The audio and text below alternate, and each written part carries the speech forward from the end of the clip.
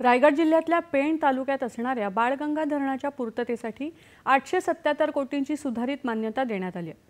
हे धरण सिडको मार्फत पूर्ण करण्याचे निर्देश मुख्यमंत्र्यांनी दिलेत आणि फेर तपासणी करून बाधित कुटुंबांची निश्चितीही करण्यात आली आहे, अशी माहिती मदत आणि पुनर्वसन मंत्री मकरंद पाटील यांनी विधानसभेत प्रश्नोत्तराच्या काळात दिली।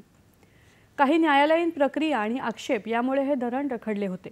13 गावं आणि 17 वाड्या यामुळे बाधित होत असून आतापर्यंत 426 कोटी बाधितांना नुकसान भरपाई देण्यात आली आहे।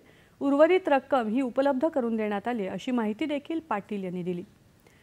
चंद्रपूर जिल्ह्यातले बल्लारपूर, पोंभुर्णा, मूळ या तालुक्यातील धान आणि कापूस उत्पादक शेतकऱ्यांना लष्करी अळी, मावा या किडींमुळे झालेल्या नुकसानीची भरपाई मंत्रिमंडळासमोर प्रस्ताव सादर करून देण्यात येईल, असं आश्वासन कृषी राज्यमंत्री आशिष जयस्वाल यांनी दिलं।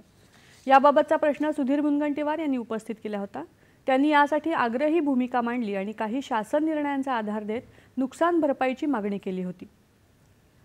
राज्यातल्या मच्छीमारांना आतापर्यंत 143 कोटी 84 लाख डिझेल परतावा देणं बाकी आहे। त्यापैकी 119 कोटी 98 लाख परतावा देण्यात आलाय। उर्वरित रक्कमही लवकरच देण्यात येईल, अशी माहिती मत्स्य व्यवसाय विभाग मंत्री नितेश राणे यांनी दिली। विधान परिषदेत आज सकाळी